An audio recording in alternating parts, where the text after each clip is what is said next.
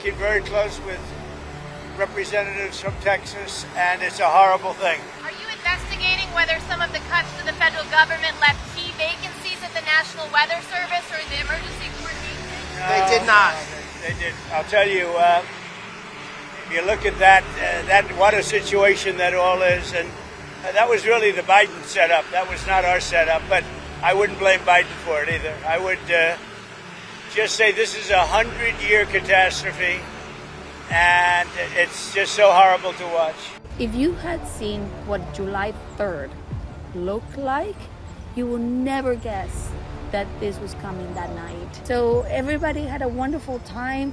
A lot of my customers that were here July 3rd are missing. Hearing the screams, because you couldn't see anything, it was pitch black.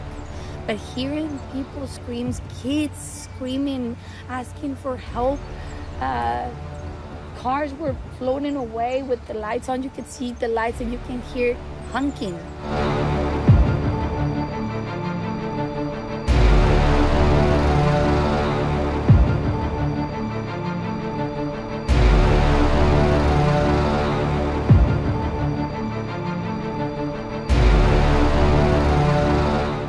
Unfortunately, in the wake of this once-in-a-generation natural disaster, we have seen many falsehoods pushed by Democrats such as Senator Chuck Schumer and some members of the media.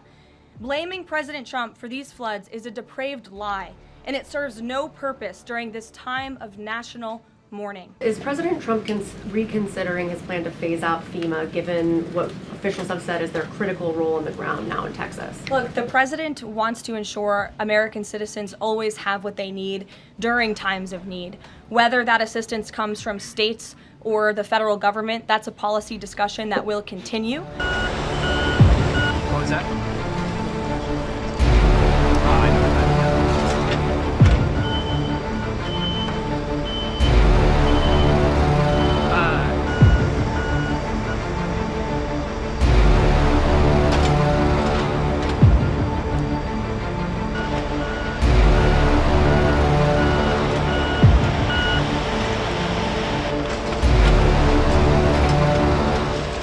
Behind me is Camp Mystic, a girls' camp that was devastated by a wall of water that came raging through here in the middle of the night. Dozens of young girls were swept away. Out here today, what we see are families returning to this spot to look through the camp, look through the dorms, look through the cabins where their children were. They're walking through and examining piles of debris.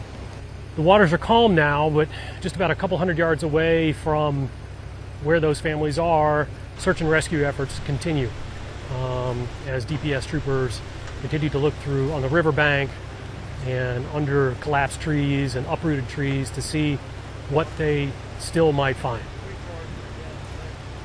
Also today we've seen other families come out to help in that rescue or search effort, walking riverbanks, doing whatever they can to try to help those families who are still searching for answers of maybe where their children are.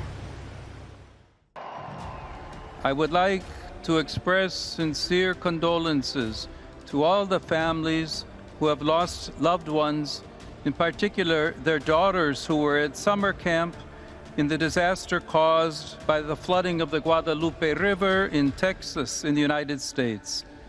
We pray for them.